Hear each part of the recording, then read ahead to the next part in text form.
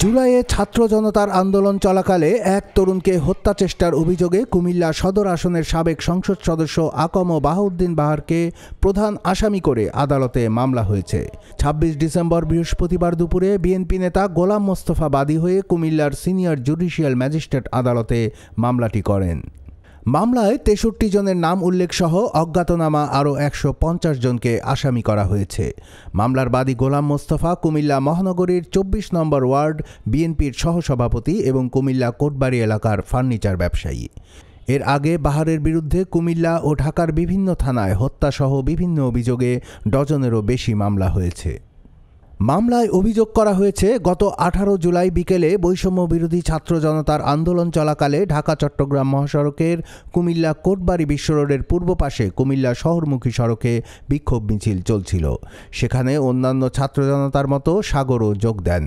এক পর্যায়ে প্রধান আসামির নির্দেশে মামলার অন্য আসামিরা হত্যার উদ্দেশ্যে আগ্নেয়াস্ত্র ও বিভিন্ন দেশীয় অস্ত্র নিয়ে হামলা চালায়।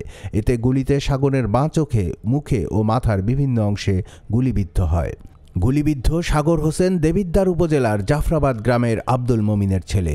আহত এই তরুণকে নিজ দোকানের কর্মচারী হিসেবে মামলায় উল্লেখ করেছেন বাদী গোলাম মোস্তফা।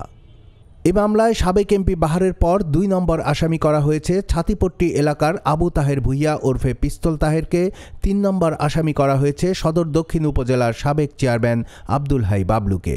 এছাড়াও মোগলটুলি ফারুকি হাউজের সানজিদ, সদর উপজেলার রায়চরের কবির হোসেন, কামইরবাগ এলাকার শাহ আলম ওরফে শুটার আলম, রেসকোর্স পুরাতন পাসপোর্ট গলির সুমন ওরফে ল্যাংরা সুমন, ঢুলিপাড়ার কামরুল হাসান লিটন ওরফে বোমা লিটন, শ্রীমন্তপুরের দুলাল হোসেন, পশ্চিম রেসকোর্সের শাহ আলম, ঠাকুরপাড়ার আলিফ টাওয়ারের সালে আহমেদ রাসেল সহ যাদের আসামি করা হয়েছে তারা অধিকাংশই বাহারের অনুসারী।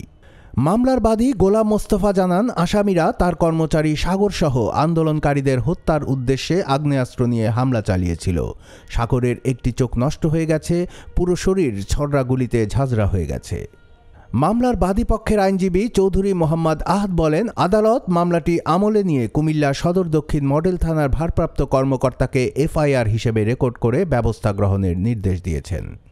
তবে রাতে সদর দক্ষিণ মডেল থানার পরিদর্শক তদন্ত আব্দুর রাজ্জাক জানান, আদালত থেকে অভিযোগের কপি এখনও থানায় পৌঁছেনি। অভিযোগ পেলে আদালতের নির্দেশনা অনুযায়ী পরবর্তী ব্যবস্থা নেওয়া হবে। কুমিল্লার কাগজ, নিউজ ডেস্ক।